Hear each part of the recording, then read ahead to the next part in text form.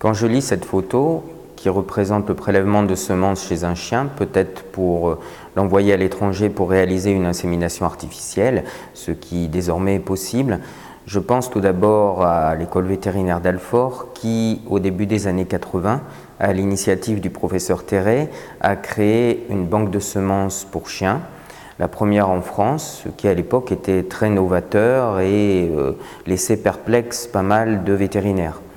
Depuis, ce secteur a énormément progressé. La reproduction des animaux, et notamment la reproduction des animaux de compagnie, est devenue aussi complexe que peuvent être la gynécologie, l'obstétrique ou l'andrologie humaine.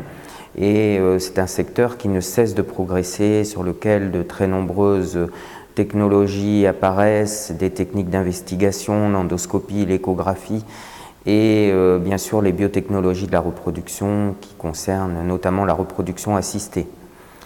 Quand je lis cette photo, je pense également au vétérinaire qui y figure, qui est Xavier Lévy, qui est un de mes anciens résidents. Alors qu'est-ce que c'est qu'un résident ?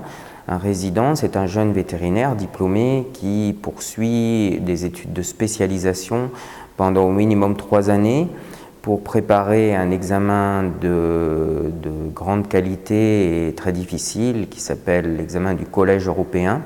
Donc nous en avons un en reproduction qui s'appelle le Collège européen de reproduction animale. Et donc ces jeunes vétérinaires, une fois qu'ils ont passé l'examen, ont un titre de spécialiste qui est reconnu dans toute la France, mais également dans toute l'Europe.